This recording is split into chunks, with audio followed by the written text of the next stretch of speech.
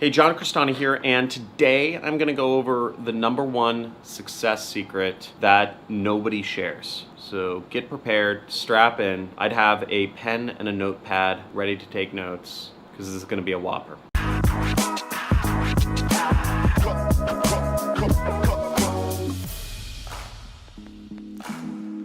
Now, barely anybody takes time to reflect. Most entrepreneurs get lost on the hamster wheel and really never get off to look around. We're taught to hustle, hustle, hustle, and we're never taught to take time to reflect. Now, if you only hustle and you never reflect, you end up hustling on the wrong thing and you end up using your time inefficiently. You'll also ultimately get burnt out because you'll get worse results since you never take time to look up or look from down on yourself and reflect and analyze the activities you're doing and the results you're getting doing them. If you take time to reflect, you'll see what's going wrong. You'll start spotting patterns and you'll be able to address them and analyze them, be aware of them, and fix them. You can also see the bigger picture to actually know where it is you're ultimately going. This not only helps keep you motivated, but it helps course correct yourself along the way. You can also focus on how what you're doing fits out with your overall goals in life, whatever those may be. I've spoken many times before on how important it is to have specific goals. And you might just find out that what you're doing doesn't work out and it doesn't fit in with your bigger goals, and you might have to get rid of it and switch paths. Only reflection will show you this. From a personal point of view, I really differentiate reflection versus emotional reaction, and there's a big difference. Now, emotionally reactive approach to something is very different than acting based on reflection. One area which I was able to reflect on myself and what I was doing wrong was I was in Santa Monica. I was drunk at some party with a bunch of fellow entrepreneurs. My friend was driving me from whatever, we're at some bar and we were going to a cigar lounge.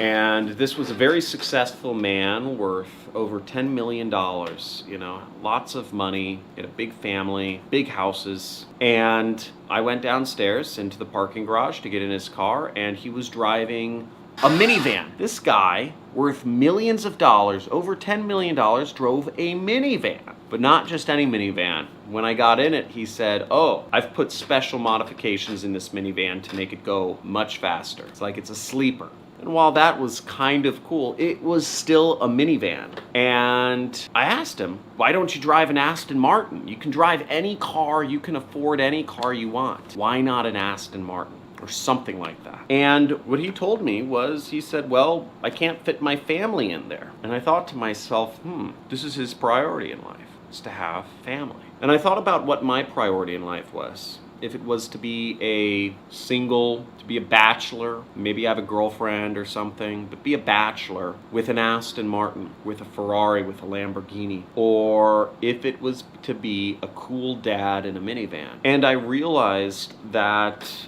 the way I was living my life was I was trying to be the bachelor in the Aston Martin, when really my goal was to be the cool dad in the minivan, or in my case, a truck. So I course corrected. I spent a lot of time and I course corrected. I ended up proposing to my girlfriend at the time, Sarah, and now I have two beautiful daughters and a wife, and I hope I'm the cool dad, but I'm not sure, but we'll see. But that was deep reflection, and I looked at things in perspective to my goals, and I looked at the pattern of what I was doing and where I was headed. Since that time, I also started saving more money, and I started doing a lot of things differently in life, all because of the cool dad in the minivan. But reflection doesn't just pertain to life goals or life direction, it also pertains to your specific numbers in business, in marketing, whether you're doing free traffic sources or paid traffic sources, because you want to be able to identify and cut the losers and scale the winners. I reflect on my numbers regularly in business so I know what's working and what's not. In fact,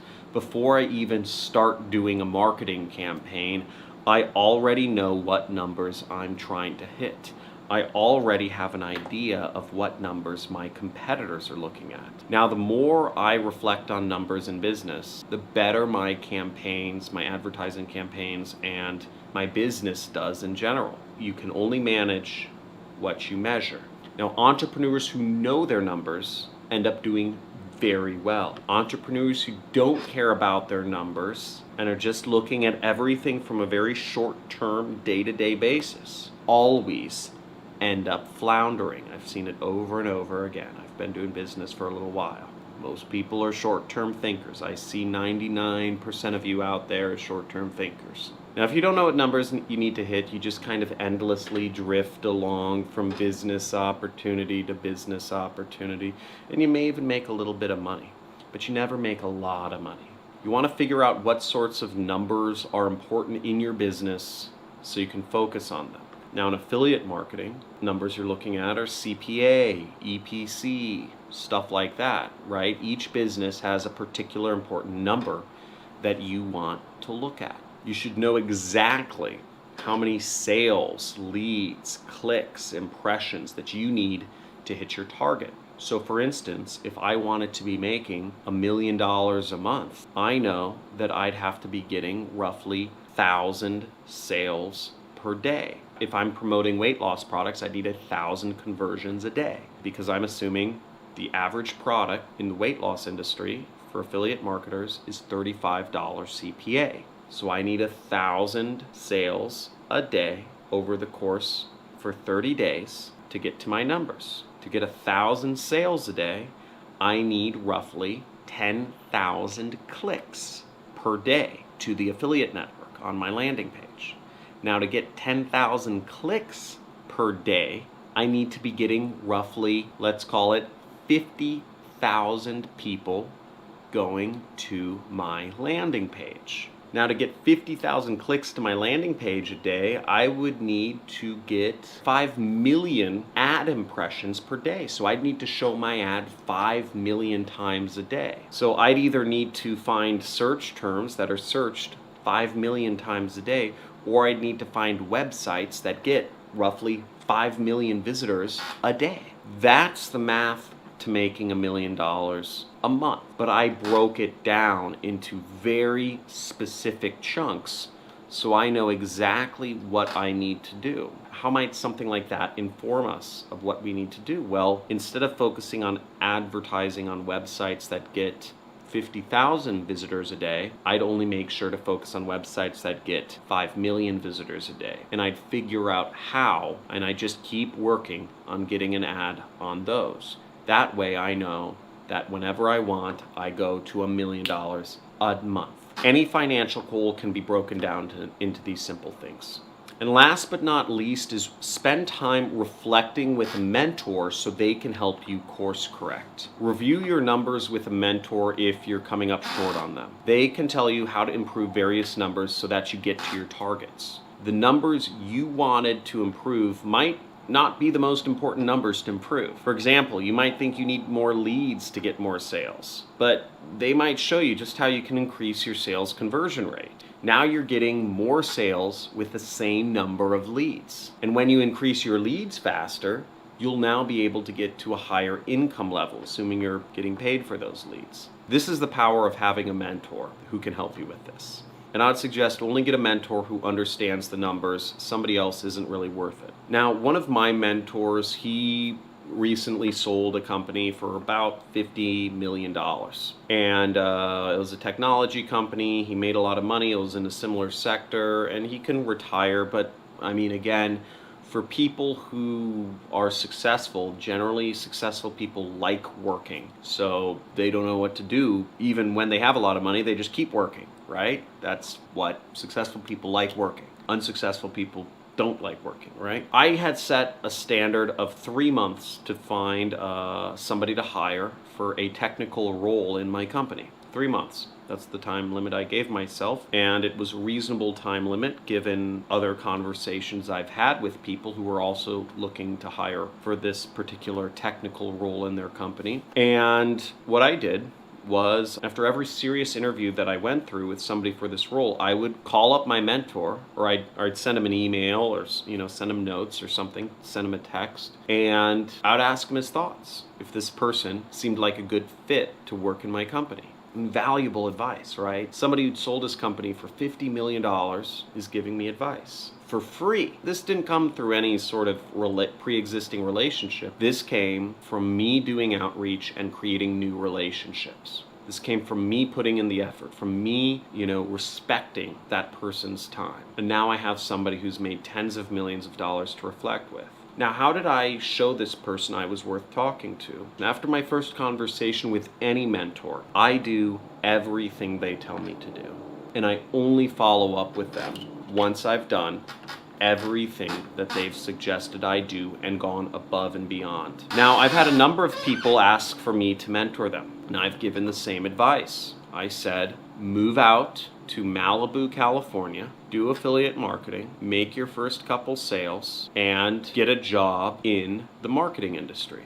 Not wildly complicated things. Nobody's done it. I'd be happy to mentor someone, but they have to do those 3 things for me to even consider it. Most people, they only want to hear advice that resonates with something they already believe in their heart. Most people, way beyond 99% of people, are unwilling to take advice and do things they are uncomfortable doing, even if that person is more successful than them. Whereas in my case, I've trained myself to be able to identify people who are more successful than me. In this case, this person's wealth is public record. Their company sold for over $50 million. So I know this person is more successful than me. Therefore, when this technical person gave me their advice on what to do, I knew I could trust this person if I'm looking to become wealthier than I already am. And even though their advice felt uncomfortable and I did not agree with it and it didn't make sense to me, I did it anyways. It's really weird that my business is being led in like these directions which I don't even know. I don't even feel comfortable with, right? We set up like a different corporate brand for myself, which cost me thousands of dollars. I spent the last 3 months hiring for a role that has 0 revenue impact in my company. In fact, it just costs me. This new department I set up is costing me $30,000 additional a month. I don't know technical stuff. I've always just outsourced the work for cheap. Why do I need to hire an American for this role? But again, I take the advice of my mentors. I'm willing to do things I don't even agree with and I'm uncomfortable with because I trust the process. And the process is to become wealthy beyond your wildest dreams, you need to follow people who have already done it before. And it will probably lead you to do things you've never been willing to do before. So I hope that helps. And let me know if you have any questions for me in the comments below. Subscribe to my channel if you enjoy hearing about marketing and mayhem and success and mindset. If you want to talk with me kind of casually, I don't spend much time, with people on the internet, honestly. But if you do want to talk to me casually, make sure to follow me on Twitch. And I play games occasionally. I play RPGs, JRPGs, card games, etc. So you can follow me there, and I don't know, maybe we could talk casually. And also, if you want to really learn this stuff, I encourage you to join my Discord chat community. People learn from each other better. People learn from groups better. It's a mixture of one-on-one learning, just knowledge in books, and group learning. So that's what works best. We're social creatures, so I encourage you to join the conversation there and add value. Once you join our chat community, our forum, add value to 3 other people's lives before asking for value in return. Okay? Remember that. Answer 3 people's questions. Help 3 people out before you ask for something. The universe is going to treat you way better if you give value before you ask for value in return. If you notice, before I tune off, I'm wearing a Blue Origin t-shirt right here. I'm wearing a Blue Origin hat. This is Jeff Bezos' space company, which is, the goal is to go out to space, establish a lunar base, and then use that as a launching pad for asteroid mining expeditions. The first trillionaire billionaires will come through asteroid mining. The amount of wealth and resources in space are enough to really end all wars and make everybody millionaires on the earth. So this is where abundance happens. Abundance, what will happen is if we don't go to space and we don't mine asteroids, is more people will have more babies, and there will be less land for each person, and more people and countries will fight over increasingly scarce resources, and we'll end up in a form of communism and war and caste systems that just really allow for no social mobility, and a lot of people end up dying, and there's a lot of problems, okay? That's what happens. But the good news is that there's unlimited resources, and all this can be prevented if we just go to space. So I encourage you to just start looking into space and asteroid mining and skills to go to space. And if you want a radical change in your life and you want to become successful in a radically different way, look into space. Look into the skills needed to join the US Space Force, for instance, or to work for a company like Blue Origin, or Elon Musk's SpaceX, or Richard Branson's Virgin Galactic. All of these companies have a huge demand for skilled people right now, and not enough people are going into the science, technology, engineering, and math careers that support space programs. So I highly encourage you, look into these things. Learn. There's so much opportunity right now in today's world to become rich from the internet or technology or software or space or all these things. There's endless amounts of opportunities out there, but you need to go out and do it and acquire those skills. And it's going to be hard work, especially to go into space, but they need you. And if you live in America, America especially needs you to go into these sorts of careers and help these companies out, because that is the next frontier. That space is where we belong, because we were born into paradise. We need to bring what's out there back and help make this paradise even better for everyone around us. Sorry, I went on a little rant about space, but I'm going to be talking more about space moving forward and why it's so important we go up there and really become entrepreneurs in space. So talk to you soon. Have a good one. See ya. Bye.